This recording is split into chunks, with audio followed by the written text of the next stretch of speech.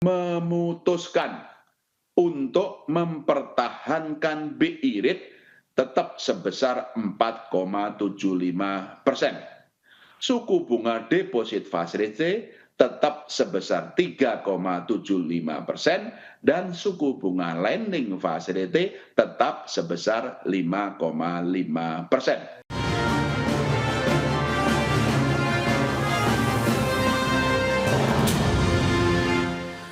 Ya, pemirsa, rapat Dewan Gubernur Bank Indonesia pada tanggal 21 hingga 22 Oktober memutuskan untuk mempertahankan BI rate di level 4,75%. Meski demikian, Gubernur Bank Indonesia Peri Warjio menyebutkan peluang penurunan suku bunga ke depannya masih tetap terbuka.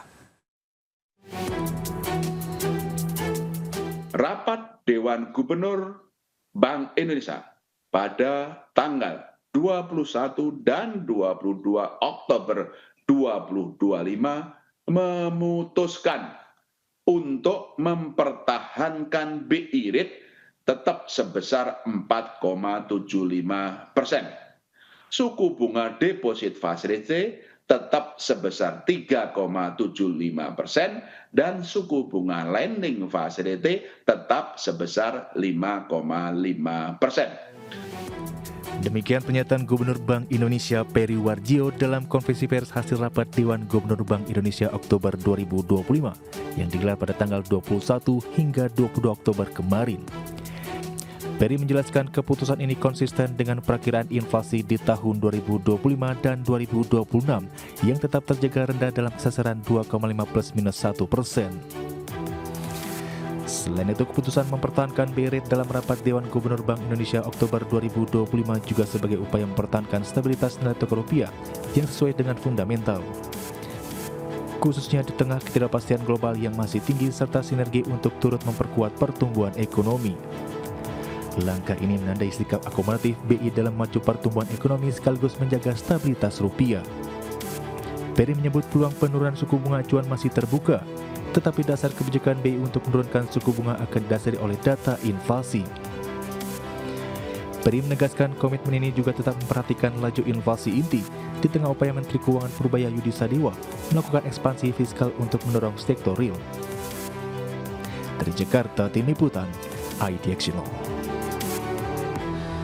Ya, pemirsa, untuk membahas tema kita kali ini, BI rate ditahan demi rupiah stabil dan ekonomi bertumbuh. Kita sudah tersambung melalui Zoom bersama dengan Bapak Joko Suranto, Ketua Umum DPP Real Estate Indonesia, kemudian Bapak Joshua Pardede, Kepala Ekonom PT Bank Permata Tbk. Langsung saja kita sapa ini. Halo, Pak Joko, apa kabar Pak?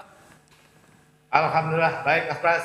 Baik, terima kasih. Kabar baik juga, terima kasih atas waktu yang disempatkan. Halo Pak Joshua, apa kabar Pak? Kabar baik Mas Pras. Baik, terima kasih juga atas waktu yang disempatkan. Sebelum membahas lebih jauh, Pak Joshua mungkin bisa mereview bagaimana dengan kebijakan dari Bank Sentral begitu yang akhirnya memutuskan untuk mempertahankan BI rate begitu 4,75%. Apakah memang sudah sesuai dengan konsensus ekonom dan kebijakan ini? Apakah sudah tepat dengan kondisi ekonomi saat ini, Pak Joshua?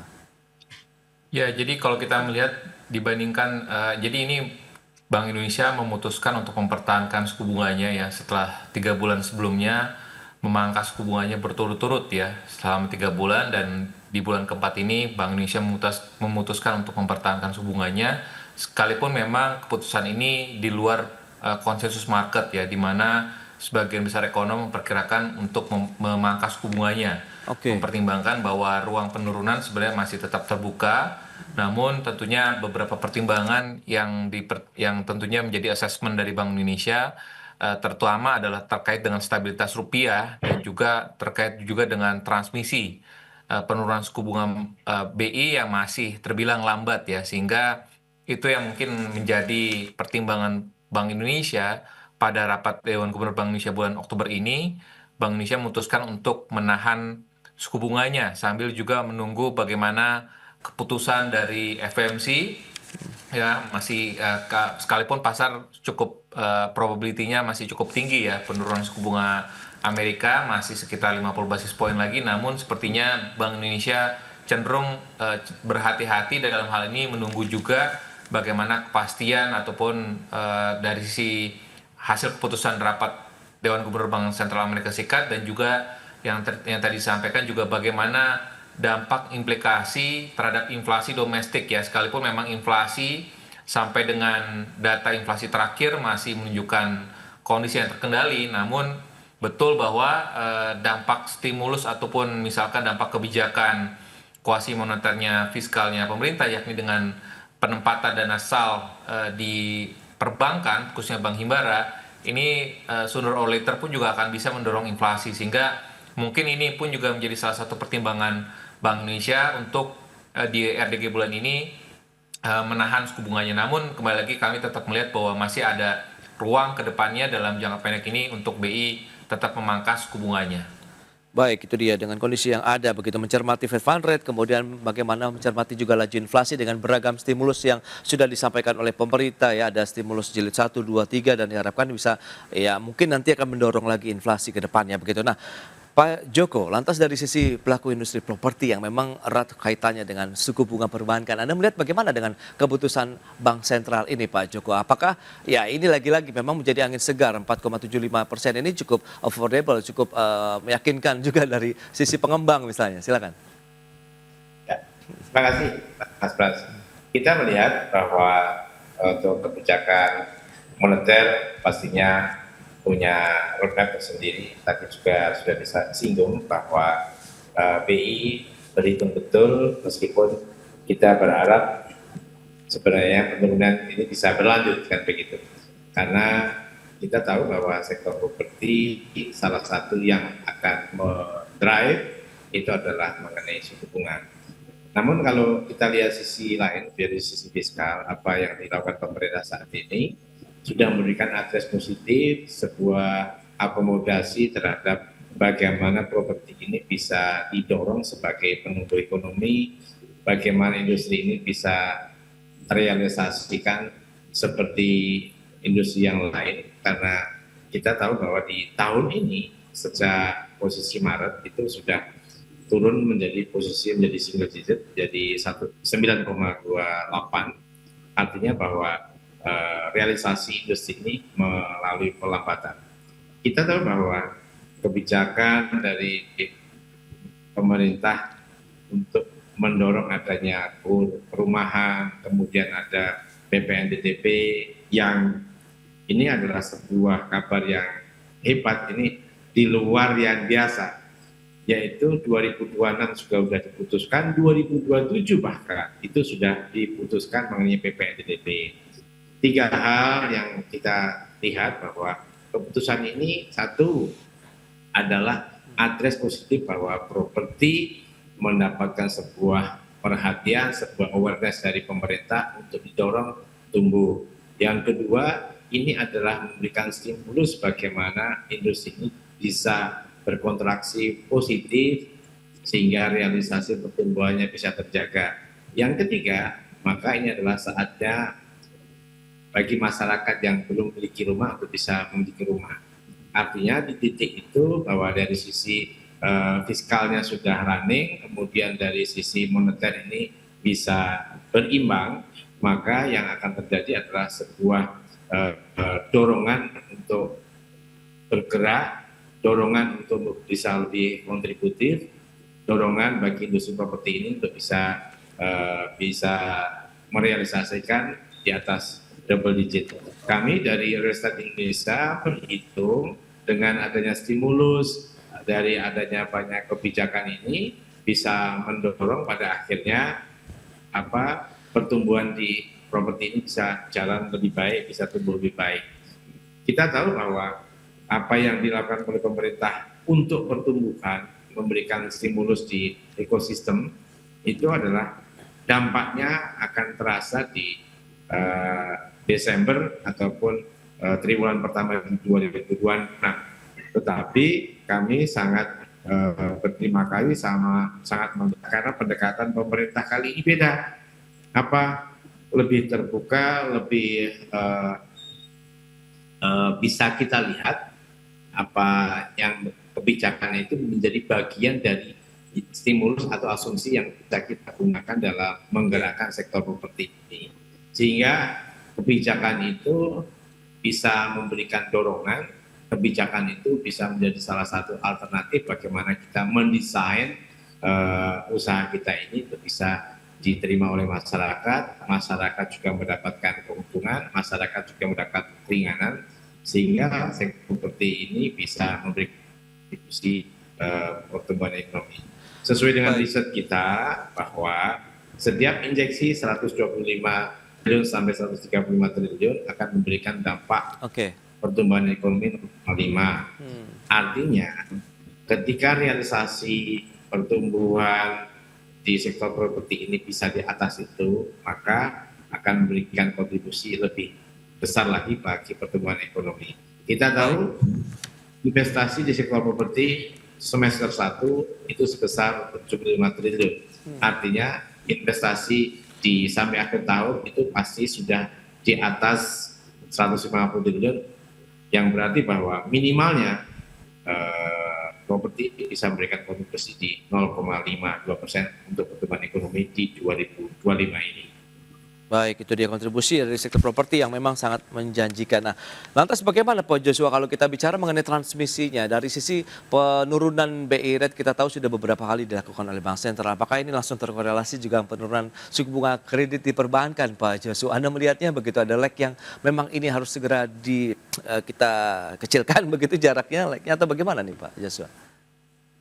Ya, memang kalau kita lihat dari sisi struktur biaya dana perbankan itu ya masih relatif rigid ya, antara lain memang terkait dengan penggunaan suku bunga special rate ya bagi deposan-deposan besar yang ini pangsanya ini udah 1/4 dari DPK, sehingga tentunya pada saat penurunan suku bunga simpanan ini tidak secepat penurunan suku bunga kebijakan, makanya ini dampaknya signifikan ya. Lalu yang kedua adalah perbankan ini masih berhitung terkait dengan risiko dan juga tentunya risiko kedepannya ya, seperti kalau kita lihat beberapa sektor ataupun beberapa segmen bisnis tingkat risikonya cenderung mengalami peningkatan, sehingga perbankan pun juga mempertimbangkan ataupun memperhitungkan risk premium di beberapa segmen dan juga sektor tersebut. Sehingga meskipun demikian kalau kita melihat suku bunga dasar kredit pun ya seperti yang dilaporkan oleh Bank Indonesia ini sudah menunjukkan tren penurunan ya memang, tapi penurunannya tidak sebesar ataupun mengikuti penurunan suku bunga acuan Bank Indonesia gitu ya. Jadi memang tentunya transmisi ini yang perlu diakselerasikan ke depannya, dan tentunya dalam RDG kemarin pun juga Bank Indonesia memberikan beberapa insentif ya agar perbankan pun juga bisa mempercepat respon penurunan suku bunga dana pihak ketiga dan juga suku bunga kreditnya, agar tadi transmisinya ini katakan penyesuaian ini bisa lebih cepat lagi, sehingga bisa direspon bagi sektoril ya, bagi pengusaha, bagi itu konsumen ya, sehingga nanti permintaan kredit pun juga diharapkan akan bisa lebih meningkat lagi, sehingga harapannya situasinya akan terus membaik ya, dengan tentunya intervensi kebijakan dari Bank Indonesia dengan beberapa insentif yang diberikan pada RDG kemarin. Betul, dan kita tahu juga ada dana segar kan yang ditempatkan pemerintah di Bank Himbara begitu. Apakah ini sudah efektif begitu menyentuh sektor real kemudian dimanfaatkan juga oleh pelaku industri properti? Kita bahas nanti di segmen berikutnya. Pak Joko, Pak Joshua, kita jeda dulu sebentar. Dan pemirsa, kami akan segera kembali sesaat lagi. Ya, Anda masih menyaksikan Market Review pemirsa, dan berikut ini kembali kami sampaikan data untuk Anda. Kita akan cermati seperti apa pergerakan dari suku bunga acuan Bank Indonesia atau BI rate seperti yang bisa Anda saksikan di layar televisi Anda. Baik, ini dia dari bulan Januari sampai dengan Oktober 2025 ini adalah pergerakan suku bunga acuan kita sempat menyentuh di 5,75% dan bertahan sampai dengan bulan April, kemudian Mei Juni turun 5,5%, kemudian turun lagi dalam beberapa bulan terakhir sampai dengan September 4,75% dan bertahan di bulan Oktober ini 4,75%. Berikutnya kita lihat dari sisi inflasi tahunan yang memang menjadi domain dari Bank Sentral begitu. Kita akan lihat juga seperti apa sih tren inflasi secara tahunan per September 2025. Ini dia trennya, sempat memang mengalami deflasi 0,09% di bulan Februari, tapi cenderung naik terus sampai dengan pergerakan di bulan September 2,65% secara tahunan. Itu dia untuk pergerakan inflasi. Dan selanjutnya kita akan lihat bersama untuk indeks keyakinan konsumen di tahun 2025 ini bagaimana juga pergerakannya di sepanjang tahun sampai dengan September. Ya, sempat di 127,2 poin begitu di Januari, tapi kita lihat bersama indeks keyakinan konsumen cenderung turun begitu trennya. Di bulan Juni 117,8 poin, kemudian sempat naik 118,1 di bulan Juli, tapi turun lagi Agustus September di 115 untuk indeks keyakinan konsumen. Dan selanjutnya, bagaimana dengan pertumbuhan indeks harga properti residensial? Ini dia kuartal 1 2024 sampai dengan kuartal kedua di tahun 2025. Kecenderungannya turun untuk indeks harga properti residensial mencapai 0,9% di kuartal kedua tahun 2025. Baik, kita akan lanjutkan kembali perbincangan bersama dengan Bapak Joko dan juga Bapak Joshua. Ya, dengan beberapa data tadi yang sudah disampaikan begitu.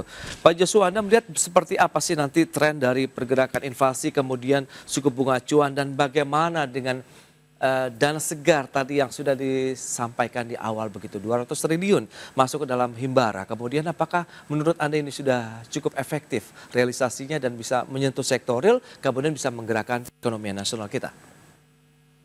Ya, kalau kita melihat perkembangan inflasi sampai dengan akhir tahun ini, kami cukup comfortable ya bahwa inflasi tetap akan berada dalam target sasaran inflasi Bank Indonesia di bawah 3%, sehingga tadi ini mengonfirmasi bahwa masih terdapat ruang ya penurunan suku bunga acuan Bank Indonesia, sekalipun tentunya masih terdapat efek tadi ya dari penempatan likuiditas pemerintah, saldo pemerintah di Bank Himbara sekitar 2 triliun ini yang tentunya memberikan dampak ya kepada inflasi ya. Tapi memang inflasi tadi tentunya akan cenderung bervariasi ya dampaknya, namun hitungan kami tambahannya akan sekitar 0,3 sampai 0,5% poin. Namun kami melihat bahwa sejauh mana dampaknya sudah mulai kerasa atau belum, kalau berdasarkan informasi dari perbankan Himbara yang ditempatkan dana saldo dari pemerintah tersebut memang sudah hampir 100% ya. Namun pertanyaan berikutnya, apakah itu kredit baru ataupun menggantikan ataupun take over dari bank lain ya. Karena kalau penyaluran kredit ini benar-benar menciptakan kredit baru, tentu dampak kepada perekonomian akan jauh lebih besar. Namun kalau hanya sebatas take over dari fasilitas kredit dari bank lain, tentunya dampaknya tidak akan besar. Yang kedua pun juga adalah berkaitan dengan sektornya tadi ya. Kalau kita bicara sektor mortgage perumahan, nah tentunya akan dampak pada perekonomian cukup besar ya, karena backward linkage dan juga forward linkage dari industri sektor perumahan ini banyak sekali dan besar sekali ya sektor ikutannya, sehingga memang tentu kalau penyaluran kreditnya kembali lagi terbatas kepada sektor-sektor padat modal saja, tentu kembali lagi dampaknya pun juga tidak akan besar ya pada perekonomian. Jadi tentunya kita perlu lihat lagi case by case penyaluran kreditnya ini di sektor dan industri mana saja, dan juga apakah tadi pertanyaannya penyaluran kredit dari perbankan Himbara tersebut ini apa betul kredit baru ataukah ini adalah take over dari fasilitas kredit dari bank lain. Oke, itu dia. Apakah kredit baru ataupun take over dari kredit bank lain? Nah, ini dia. Lantas dari sisi industri properti, apakah sudah merasakan manfaatnya dengan adanya kucuran dana segar begitu dari pemerintah ke Himbara 200 triliun, kemudian apakah bisa langsung terasa begitu untuk industri properti sendiri, Pak Joko? Ya, sama dengan yang disampaikan Pak Joshua, bahwa kita melihat pasti perbankan harus berhitung dahulu, mitigasi dahulu. Kita tahu di awal tahun itu ada pemburukan terhadap NPL di mana ditandai oleh Bank BCA, di mana Bank BCA itu selamanya itu nggak pernah NPL di atas 1%, kemarin sempat 2,2%. Ini mengakibatkan pengetatan banyak perbankan karena melihat indikator yang ada terjadi di BCA. Kan kita tahu bahwa BCA ini kan secara convert mereka bisa mendapatkan data bahkan profil yang terukur, karena mereka bisa merealisasikan kreditnya itu adalah kepada mereka yang sudah menjadi nasabah. Artinya dalam konteks ini berarti kan ada sesuatu. Yang kedua, atas mitigasi yang dilakukan oleh banyak perbankan, khususnya Himbara, karena case-nya dari BCA itu, maka pasti akan ada pengetatan, ada mitigasi lagi, ada filter lagi, ada pengukuran baru, sehingga realisasi belum seperti yang kita harapkan. Makanya kalau dari data realisasi sejak Maret pertumbuhan sektor properti itu turun menjadi 9,26. Kalau kita bagi antara komersial sama MBR, maka MBR pun sejak Juni itu sudah di angka 8%, kemudian untuk yang menengah atas itu di angka 9%. Dari data itu maka sampai pada posisi bulan September, maka masih relatif pada ukuran yang sama. Kita tahu bahwa penurunan daya beli, pelambatan juga masih terjadi, sehingga adanya penurunan suku bunga ini, kemudian adanya stimulus penempatan dana di ekosistem itu tidak serta-merta. Dorongan itu minimalnya ada 3 yang positif. 1, perbankan tidak mendapatkan tekanan untuk merealisasikan dana pihak ketiganya dengan bunga tinggi. Yang kedua, perbankan punya keleluasaan untuk menghitung ulang cost of fund-nya. Yang ketiga, bagi masyarakat maka itu adalah sebuah sinyal positif bahwa it's time to buy, it's time punya rencana lain. Yang kita menariknya adalah kita mendapatkan kemarin ada 10 juta pergeseran masyarakat golongan menengah, dan sampai saat ini belum ada akomodasi kebijakan seperti apa untuk bisa mendorong itu. Nah, kalau dari melihat beberapa stimulus yang diberikan oleh pemerintah maupun BI sudah 4 kali turun di bulan ini, atau triwulan ini belum menurunkan, artinya ini harus ada yang dihitung ulang.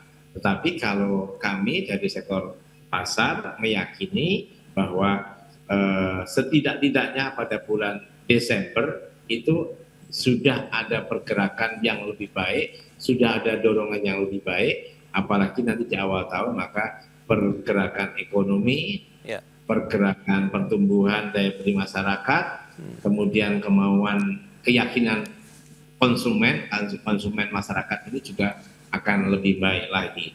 Dari titik itu maka kita bisa berharap bahwa pada saatnya harus ada kebijakan lainnya yang bisa menopang itu, khususnya di kebijakan perizinan, kebijakan faktor-faktor yang melambatkan proses perizinan dan secara kos yang kurang bisa mendorong terhadap realisasi penjualan maupun investasi. Baik, itu dia, masih ada tantangan lain begitu nampaknya di sektor properti ya Pak Joko. Selain memang sudah ada penurunan suku bunga acuan, ini diharapkan bisa meningkatkan lagi pangsa pasar dari industri properti, tapi memang ya itu dia, masih ada kendala yang mungkin perlu diselaraskan dengan kementerian ataupun pihak lain begitu. Baik, Pak Joshua, kemudian Pak Joko, sayang sekali waktu terbatas. Terima kasih banyak atas informasi, update dan juga insight yang sudah diberikan. Selamat melanjutkan aktivitas Anda kembali. Salam sehat. Sampai berjumpa kembali Pak Joko, Pak Joshua. Terima kasih.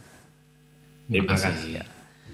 Baik pemirsa, 1 jam sudah saya menemani Anda dalam Market Review, dan perbaharui terus informasi Anda hanya di iDXNL, Your Trustworthy and Comprehensive Investment Reference. Karena urusan masa depan harus terdepan, aku investor saham.